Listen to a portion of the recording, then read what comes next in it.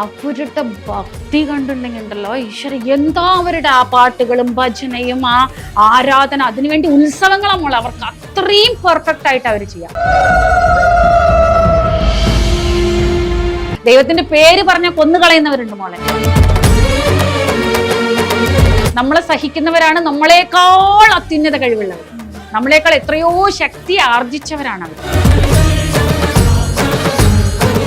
നമ്മളുടെ ഈ ദുഷ്ടത്തരത്തെ ഓവറായില്ലേ, അതിന് ഈ ദുഷ്ടത്തരത്തെ നമ്മളെ പാഠം പഠിപ്പിക്കാനുള്ള വേറൊരു സോള് നമ്മൾക്ക് കണക്ട് ആയിട്ടുണ്ട്. സീമാജി, പുനർജന്മത്തില് നമ്മൾ വിശ്വസിക്കുന്നുണ്ട്, പൂർവ്വജന്മ കർമ്മങ്ങളിലും നമ്മൾ വിശ്വസിക്കുന്നുണ്ട്. അപ്പോൾ ഈ ജന്മത്തില് നമ്മുടെ കൂടെ ഉള്ളവരെല്ലാം അടുത്ത ജന്മത്തില് നമ്മുടെ കൂടെ പുനർജനിക്കാൻ സാധ്യതകളുണ്ടോ? അല്ലെങ്കിൽ ആരാണ് അടുത്ത ജന്മത്തിൽ നമ്മളുടെ കൂടെ പുനർജനിക്കുക? നല്ല ക്വസ്റ്റ്യൻ ആണ്. അപ്പോൾ ഈ ജന്മത്തിൽ നമ്മുടെ ഒപ്പം ഉള്ളവരൊക്കെ പൂർവ്വജന്മങ്ങളായിട്ട് നമ്മുടെ ഒപ്പം ഉള്ളവർ തന്നെയാണ്. പൂർവ്വജന്മത്തിൽ നമുക്ക് വളരെ അടുത്ത ബന്ധമുള്ളവർ, അല്ലെങ്കിൽ അവരുമായിട്ടുള്ള ഏതെങ്കിലും തരത്തിലുള്ള ബന്ധങ്ങൾ, കർമ്മബന്ധങ്ങൾ ഉള്ളവർ മാത്രമാണ് നമ്മളുടെ ഒപ്പം. ഒരേ കുടുംബത്തിൽ അല്ലെങ്കിൽ നമുക്ക് ഈ ജന്മത്തിലും അവരുമായിട്ടുള്ള കണക്ഷൻ ഉള്ളത് പൂർവ്വജന്മങ്ങളായിട്ട് നമ്മുടെ ഒപ്പം ഉള്ളവരാണ്. അവർ അടുത്ത ജന്മത്തിലേക്ക് വരാത്തവരാരാന്നറിയോ? നമ്മൾ ചില വ്യക്തികളുണ്ട് മോളെ, എന്ത് തന്നെ, അതായത് വീട്ടിൽ ഹസ്ബൻഡിനാവട്ടെ അല്ലെങ്കിൽ വൈഫിനാവട്ടെ അല്ലെങ്കിൽ മക്കളേനാവട്ടെ അല്ലെങ്കിൽ മാതാപിതാക്കളാവട്ടെ, ഇവർ വായെ തോന്നിയത് എന്ത് തന്നെ പറഞ്ഞാലും, വഴക്കുണ്ടാക്കിയാലും തെറി പറഞ്ഞാലും വേദനിപ്പിച്ചാലും ഒറ്റപ്പെടുത്തിയാലും അവരെ പരിഗണിച്ചില്ലെങ്കിലും അവരെ മൈൻഡ് ചെയ്തില്ലെങ്കിലും അവരുടെ കുറ്റം പറഞ്ഞാലും ആ വ്യക്തികൾ കാമാന്നൊരക്ഷരം മിണ്ടില്ല. കാമാന്നൊരക്ഷരം മിണ്ടൂല്ല. പ്രാണം പോയാലും ഈ ദ്രോഹിക്കുന്ന വ്യക്തികളെ കുറിച്ച് കംപ്ലൈന്റ് പറയില്ല. ആരെങ്കിലും ചോദിക്കും, നിനക്ക് പറഞ്ഞൂടെ, നിനക്ക് വിട്ടുപോയിക്കൂടെ, നീ എന്തിനാ അവരെ സഹിക്കണെന്ന്. പക്ഷെ ഇവരുടെ സോളിന് അറിയാമെങ്കിൽ ഇത് അവസാനത്തെ ആയി ഇവരുടെ ഒപ്പമാണ്. ശബ്ദിച്ചു പോയാൽ വീണ്ടും ഇവരുടെ ഒപ്പം വരണം. ഈ നരകയാതനകൾ തരുന്ന ഇതേ ക്യാരക്ടേഴ്സിനെ ആയിട്ടുള്ള എഗ്രിമെന്റ് സൈൻ ചെയ്തിട്ട് വീണ്ടും വരണം. അതുകൊണ്ട് ജന്മജന്മങ്ങളായിട്ട് ഇവര് ഈ സൈലന്റ് ആയിട്ടുള്ള വ്യക്തി കൊടുത്തതൊക്കെ പൂർവ്വജന്മങ്ങളിൽ അഹങ്കാരം കൊണ്ടും ഞാൻ പുരുഷനാണ് എന്നുള്ള അഹങ്കാരം കൊണ്ടൊക്കെ പണ്ട് കാലത്തെ സ്ത്രീകളുടെ മുകളിൽ ഒരുപാട് ദൗർജന്യം ചെയ്തിട്ടുണ്ടല്ലോ, ഒരുപാട് ദുഷ്ടപ്രവൃത്തികൾ ചെയ്തിട്ടുള്ള പുരുഷന്മാരുടെ കണക്ക് നമുക്കറിയാം. അപ്പൊ അതുകൊണ്ട് തന്നെ അവര് സ്ത്രീകളായിട്ട് അനുഭവിക്കും. ഒരുപാട് സൈലന്റ് ആവും, ദുഷ്ടനായിട്ടുള്ള ദുർമാർഗിയായിട്ടുള്ള ഭർത്താവായിരിക്കും, പക്ഷെ മിണ്ടില്ല, അദ്ദേഹത്തെ വിട്ടു പോകൂല. അവിടുന്ന് എന്ത് തന്നെ വന്നാലും മക്കളാണെങ്കിലും ശരി, അമ്മ ഒന്ന് പറയും, എന്താണ്, അതൊന്നുമില്ലടാ, അങ്ങനെ പറയും. ഈ വ്യക്തികളെ നമ്മൾ സൂക്ഷിക്കണം. എന്താ വെച്ചാൽ ഈ വ്യക്തികളെ പിന്നെ ഒരിക്കലും കണ്ണി കാണാൻ കിട്ടില്ല മോളെ.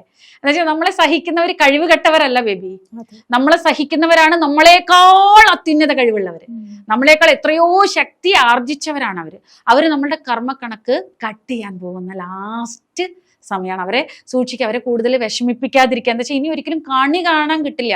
നമ്മൾ വിചാരിക്കുക അവരൊന്നിനും കൊള്ളാത്തവരാണെന്ന്. അല്ല, എല്ലാത്തിനും കൊള്ളുന്നവരവരാണ്.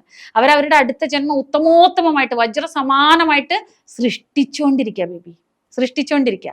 പിന്നെ ആരാണ് നമ്മളുടെ ഒപ്പം വരികയാണെന്ന് വെച്ചാൽ നമ്മൾ തല്ലുകൂടുക, ഒന്ന് പറഞ്ഞാൽ 4 പറയുന്നവര്, അല്ലെങ്കിൽ നമ്മൾ അവരെ ഒട്ടും അംഗീകരിക്കാത്തവര്, എപ്പോഴും ബഹളം വെച്ചുകൊണ്ടിരിക്കുന്നത്, എപ്പോഴും തല്ലുകൂടിക്കൊണ്ടിരിക്കുക, എപ്പോഴും അത് വിമർശിച്ചുകൊണ്ടിരിക്കുക, കണ്ണ് തെറ്റിയ കുറ്റം പറയാം. അതായത് അമ്മായിയമ്മ, മരുമകൾ അല്ലെങ്കിൽ ഭാര്യ ഭർത്താവ്, നമുക്ക് ഇഷ്ടപ്പെടാത്ത ബന്ധങ്ങളുണ്ടല്ലോ, ഇഷ്ടപ്പെടുന്നത് വരെ, അംഗീകരിക്കുന്നത് വരെ സഹനത്തോടുകൂടി അവരെ ഉള്ളതുപോലെ ആ വ്യക്തിയെ അംഗീകരിച്ച് ഇതേ സൈലൻസ് ആയിട്ട് ആ സുസ്ഥിതി സമ്പാദിക്കുന്നത് വരെ റിപ്പീറ്റഡ് വീണ്ടും അവർ നമ്മളോടൊപ്പം വന്നുകൊണ്ടിരിക്കും. നമ്മുടെ ഒപ്പം ഇനി ഒരിക്കലും വരാത്തവർ നമ്മുടെ വീട്ടിൽ ആരെങ്കിലും, മക്കളിത് കേൾക്കുന്നവരാരാണെങ്കിലും, നമ്മുടെ ഭർത്താവോ ഭാര്യയോ മക്കളോ മാതാപിതാക്കളോ അല്ലെങ്കിൽ ആരെങ്കിലും ഒക്കെ നമുക്ക് വേണ്ടപ്പെട്ടവർ, നമ്മൾ എന്ത് കാണിച്ചാലും ഒരു നാണമില്ല, എല്ലായിടത്തും എല്ലാം അങ്ങനെ ഒരു അടിമയെ പോലെ എന്ന് മറ്റുള്ളവർക്ക് തോന്നും. പക്ഷെ അവരെ ഒരിക്കലും കുറഞ്ഞു കാണരുത്. അവരവരുടെ അടുത്ത ജന്മത്തെ ദിവ്യമായി സൃഷ്ടിച്ചുകൊണ്ടിരിക്കുക, ഉന്നതത്തിലേക്ക് ഉയർന്നുകൊണ്ടിരിക്കുകയാണ്. അപ്പൊ അതുകൊണ്ട് അവരെ നമ്മൾ ഹൃദയപൂർവ്വം നന്ദി പറയുക. എന്താ വെച്ചാൽ ഇനി ഒരിക്കലും അവരെ കാണാൻ കിട്ടില്ല ബേബി. മരിച്ചു പോയി കഴിഞ്ഞാൽ അവരടുത്ത ഉന്നതമായിട്ടുള്ള ജന്മം, ഉന്നതമായിട്ടുള്ള പരിസ്ഥിതികളിൽ, ഉന്നതമായിട്ടുള്ള ഗർഭപാത്രത്തിൽ, ഉന്നതമായിട്ടുള്ള ദിവ്യമായിട്ടുള്ള ഗുണങ്ങളിൽ അവരെ അലങ്കരിക്കാനുള്ള എല്ലാ ക്വാളിറ്റിയും ഈ പ്രാണശക്തി വേസ്റ്റ് ചെയ്യാതെ ഒന്നിനും ഇറിറ്റേറ്റ് ആവാതെ, ഒന്നിനും പ്രതികരിക്കാതെ സഹിച്ച് സേവ് ചെയ്ത ഈ എനർജി ഉണ്ടല്ലോ മോളെ, ഉന്നത തലങ്ങളിലേക്ക് ഷിഫ്റ്റ് ആവും. അപ്പോൾ ഇങ്ങനെയുള്ളവർ നമ്മുടെ അടുത്ത ജന്മത്തിൽ വരില്ല. അപ്പൊ അങ്ങനെയുള്ളവരെ എത്രയും പെട്ടെന്ന് സ്നേഹിച്ചോളുക, കടം വീട്ടിക്കോളുക. അവര് കടം വീട്ടിയതിന് നന്ദിയുള്ളവരായിരിക്കുക, ഇനി ഒന്നും പറയാതിരിക്കുക. എന്താ വെച്ചാൽ ഇനി ഒരിക്കലും അവരുടെ തെറ്റുതിരുത്താൻ അവരെ ലഭിക്കില്ല. നമുക്ക് നമ്മളുടെ ഈ ദുഷ്ടത്തരത്തെ ഓവറായില്ലേ, അതിന് ഈ ദുഷ്ടത്തരത്തെ നമ്മളെ പാഠം പഠിപ്പിക്കാനുള്ള വേറൊരു സോള് നമ്മൾക്ക് കണക്ട് ആയിട്ട് വരും. ഓക്കെ, നമ്മളെ അതായത് നിന്റെ അഹങ്കാരം അത്രയും നീ വായിട്ടടിച്ചാൽ അത്രയും നീ പ്രശ്നം, നിന്റെ അഹങ്കാരം ഒന്ന് ചവിട്ടിയാന്ന് നെഞ്ഞത്ത് തന്നെ ഒരു കുത്തു കൊടുക്കാം, നിനക്ക് അത്രയും സ്പീഡ് എന്തിനാ, സ്പീഡ് ബ്രേക്ക് ചെയ്യാം, നിന്നെ ഒന്ന് ചിന്തിപ്പിച്ച് കളയാന്ന് പറഞ്ഞിട്ട് ക്രൂരമായിട്ടുള്ള മക്കളായിട്ടോ, അല്ലെങ്കിൽ എന്താ വെച്ചാൽ നമ്മുടെ അഹങ്കാരത്തെ ഇല്ലാതാക്കാൻ മക്കളുടെ രൂപത്തിലോ അങ്ങനെയൊക്കെ അവര് വരും. എന്താ വെച്ചാൽ മറ്റുള്ളവർ ആര് പറഞ്ഞാലും നമ്മൾ മൈൻഡ് ചെയ്യില്ല മോളെ. സ്വന്തം മക്കള് തലതിരിഞ്ഞ അവിടെ ഒതുങ്ങും ആ അമ്മയും അച്ഛനും. എത്ര അഹങ്കാരമുള്ള മാതാപിതാക്കളാണെങ്കിൽ മക്കള് തലതിരിഞ്ഞു കഴിഞ്ഞാൽ സ്റ്റോപ്പായി. അങ്ങനെ സൃഷ്ടിക്കാതിരിക്കാൻ, മക്കളിലൂടെ ആ ദുരിതം അനുഭവിക്കാതിരിക്കാൻ, വരും ജന്മങ്ങളിൽ നീറി നീറി പിടയാതിരിക്കാൻ ഇന്ന് ആ ഒരു ക്ഷമിച്ച് സഹിച്ചിരിക്കുന്ന ദിവ്യാത്മ സ്വരൂപരെ സ്നേഹിച്ച് കടം വീട്ടിക്കോളാം, അല്ലെങ്കിൽ അടുത്ത ജന്മം ഇതിന്റെ 10 ഇരട്ടി അനുഭവിക്കേണ്ടി വരും.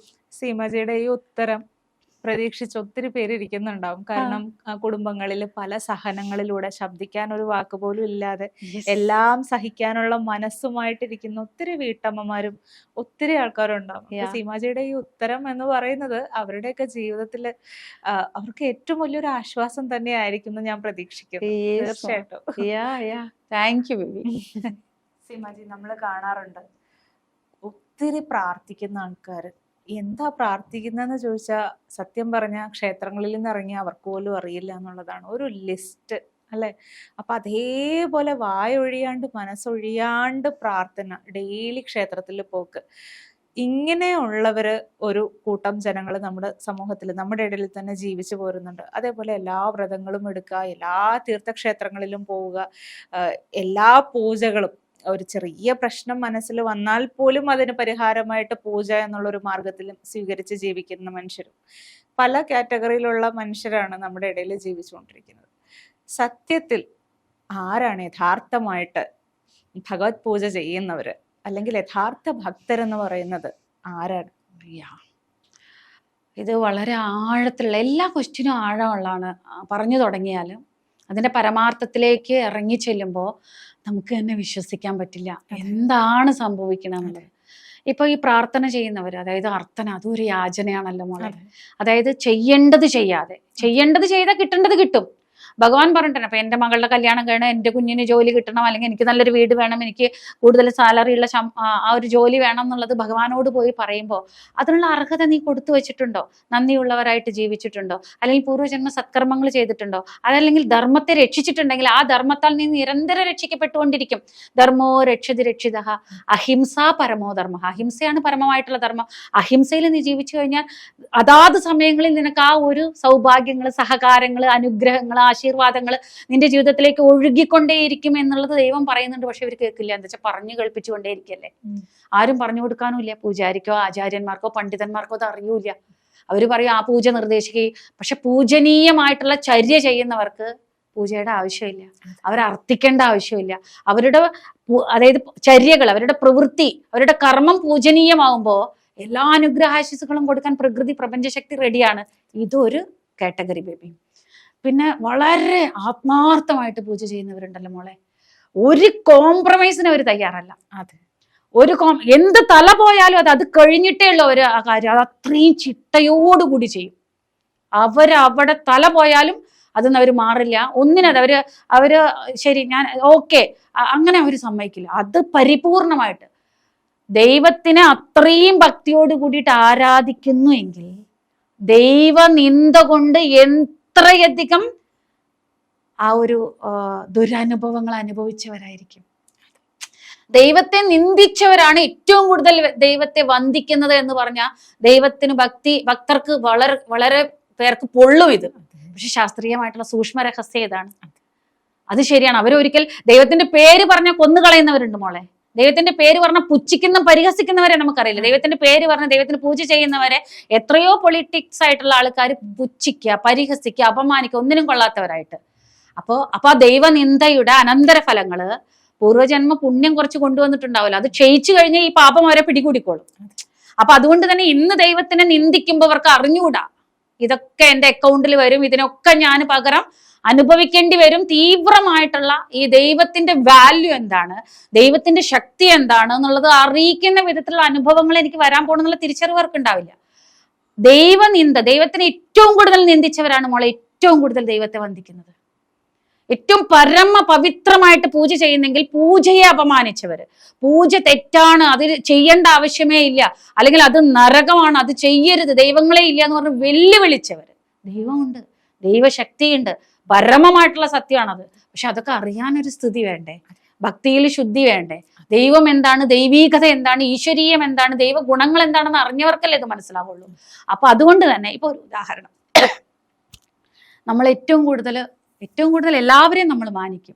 അപ്പോൾ അവരെ കുറിച്ച് നമ്മൾ പറയുമ്പോൾ അവർ ആ ഒരു കാറ്റഗറിയിലുള്ളവർ ഒരിക്കലും അവരെ തെറ്റിദ്ധരിക്കാൻ വേണ്ടിയിട്ടല്ല പറയുന്നത്. ട്രാൻസ്ജെൻഡേഴ്സ് എന്ന് പറയില്ലേ ബേബി. അപ്പോൾ ഞങ്ങളുടെ ആന്ധ്രാപ്രദേശിൽ, അതേപോലെ തന്നെ ഞങ്ങളുടെ എന്ന് പറഞ്ഞാൽ ഞാൻ അവിടെയായിരുന്നു 24 years. അപ്പോൾ അവിടെ അതേപോലെ തന്നെ തമിഴ്നാട്ടിലൊക്കെ അവർ അമ്പലങ്ങൾ ഉണ്ടാക്കുമ്പോളെ അവരുടെ ഭക്തി കണ്ടിട്ടുണ്ടെങ്കിൽ ഉണ്ടല്ലോ, ഈശ്വര എന്താ അവരുടെ ആ പാട്ടുകളും ഭജനയും ആ ആരാധന, അതിനുവേണ്ടി ഉത്സവങ്ങളാണ് അവർക്ക് അത്രയും പെർഫെക്റ്റ് ആയിട്ട് അവർ ചെയ്യുക. പക്ഷെ അതേ ട്രാൻസ്ജെൻഡേഴ്സിൽ തന്നെ ഇതിനൊക്കെ, അതായത് മറ്റുള്ളവരെ വെറുപ്പിക്കുന്നവരുണ്ട്, മറ്റുള്ളവരെ ചൂഷണം ചെയ്യുന്നവരുണ്ട്, ഒന്നിനും കൊള്ളാത്ത പണികൾ ചെയ്യുന്ന, മറ്റുള്ളവർക്ക് വേദന കൊടുക്കുന്നവരുണ്ട്.